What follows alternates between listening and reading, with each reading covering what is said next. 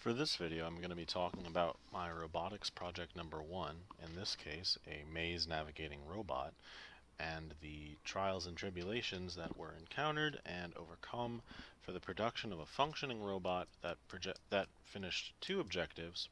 One, to navigate the maze that is shown above, using timed commands, no external input required after the program has been input, and a second objective using semi-intelligent commands using the push button that you can see attached to the front of the robot to navigate the maze.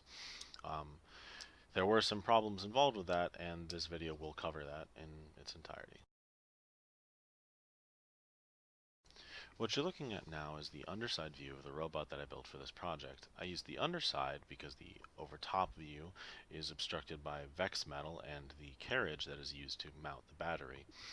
As you can see here, there are 2 motors, 6 gears, 4 wheels, and various parts holding it together via screws and nuts and bolts. But overall, the important parts are the gears, the motors, and the wheels, and the shaft collars holding them all in place. The motors are attached using a 15-tooth gear to a 60-tooth gear as a means of force translation. Due to the nature of the course and the motors involved, the original design that utilizes a large gear attached to the motor as the driving gear, driving 2 small gears as driven gears, is insufficient in control and consistency for the project's terms of success. Because we had to produce 2 back-to-back successful runs throughout the course, from start to finish of the maze, it was very difficult to cause this outcome to be possible using the large driving small gear train, because that provides very little precision and very little repeatability. By using the small driving large, it increases the torque but reduces the speed, making it much easier to set it up with a working program to meet the objective requirement. Because of the design using the VEX metal, the wheels are perfectly mirrored across the center axis, and this means that locomotion is very easy to control, and the forward and backwards motion of the wheels, if it is controlled properly, will result in correct and straight line forward motion. Unfortunately, there were some issues encountered during the design and building of the robot. As you can see here, there are some cutouts made into the VEX metal to allow the large gear to fit into the robot's frame without any issues. Originally, due to the large driving small gear format, this wasn't a problem, but because of the necessity of having a more controlled driving motion, we had to swap to the large gears, and that resulted in needing to change the VEX metal to accommodate the different space requirements. Another issue that we had with the initial design was that the large gear in the middle would catch on the top of the ramp that we had to go over in the course, so that's just another justification to use the small driving large gear train setup.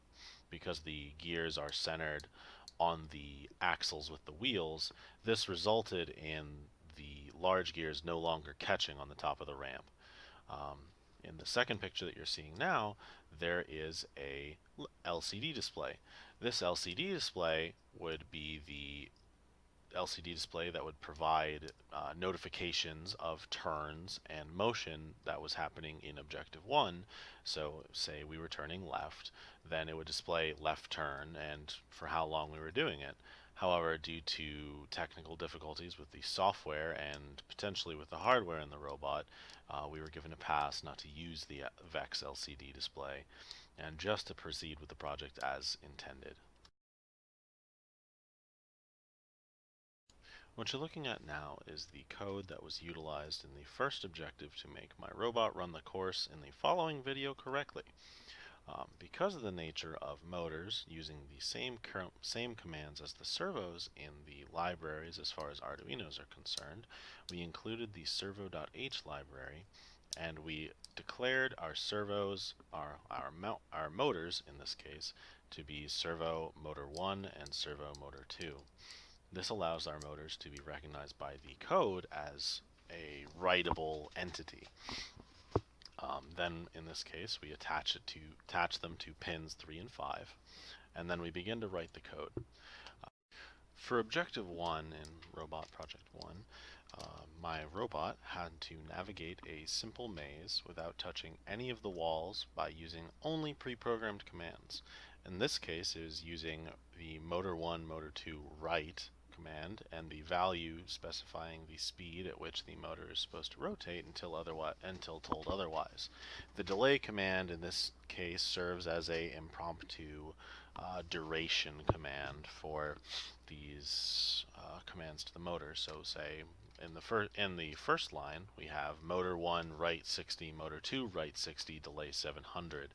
That means that both motors will be powering the motor forwards for a duration of 7 seconds, and then they will be moving on to the next write up of code, motor 1 to write, motor 2 write, both to 90 for a duration, meaning that it will stop.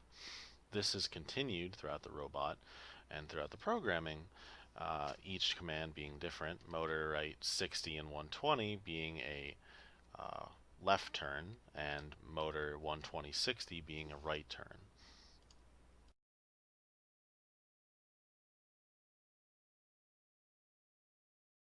What you're looking at now is the first successful run for Objective 1 for my robot.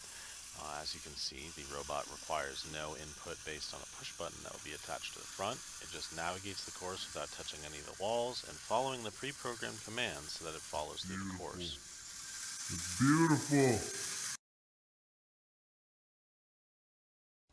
Objective 2, the robot was to navigate a course while using a sensor of some kind, in my case a external push button, to help cause and use semi-intelligent navigation techniques. This both increased the complexity and decreased the complexity of the coding. It increased it because it required the callouts to be declared for the push buttons and for the values that were the push buttons storing the high-low value for the push button. But it also decreased the complexity because there were no longer dozens of repeated commands like in the first objective where it was no push button, so I just had to call out every single command manually. As you can see, it starts the same using the servo H and servo motor 1, motor 2, but we also need to declare push button 1 and value 1, being the high-low value for push button in this program, otherwise the push button won't be recognized properly. We also declare the second pin in the digital pin values to be input pull-ups, so that way it doesn't read incorrectly. We move on to the void loop section. At the beginning of the program, it is very important that we call out the val1 equals digital read push button 1. Basically what happens is this causes the program to, before anything starts, check the value of the push button to determine if it was high or if it was low. This causes the follow-up command, the while val1 equals high, motor 1, motor 2, 60, to be a forward command that will not start automatically unless the push button is no longer pressed. Then at the end of the command, during this while loop, it will check this state of the push button again. So in this case, if the push button isn't pressed, the motors will power forward equally until the push button is pressed, leaving the while loop. This is caused because a while loop is a self-terminating function. Because the while loop is constantly checking if the value of the push button is not pressed, then the motors will continue and continue and continue, and as soon as the push button is pressed, it will stop the motors and move down the chain of code. The programming for Objective 2 becomes simple because we know where all of the push button presses will be present, and we can program accordingly. Basically what happens is we take the code from Objective 1 and we change it so that there is a self-terminating sequence where it is always going to proceed forward until it hits the push button. And as soon as the push button is pressed, then we continue on to the turn, be it a left turn and then a forward motion, or a right turn and a forward motion, and so on and so forth. This is achieved by using while loop after while loop after while loop, and then checking the value of the push button after and during every single while loop. So that way we don't have any incorrectly stored button values, and we don't have any incorrectly executing code. What you're seeing now are 2 successful runs for my Objective-2 code using my robot with the push button stapled onto the front of it. Basically, the first video is a successful run while me recording above it. The second video is a POV video from the front of the robot with my phone placed in front of it. The robot continues to function properly and passes through the maze without any issues. The only issue that may have possibly arisen is that due to the nature of the battery slowly dying and the cables sometimes getting into the wheels, it was causing a slow and inefficient turning. But the course is still navigated successfully. Previous attempts to code the robot had some interesting effects. In this case, in this video, the robot was programmed so that there were no while loops. It was a if statement. If a button is pressed, then it will continue through a series of commands, first being a right turn, then a second right turn, and then a 180-degree turn. This caused the robot to go all the way through the course and then come all the way back out of the maze, and although this was interesting, it did not meet the objective requirements.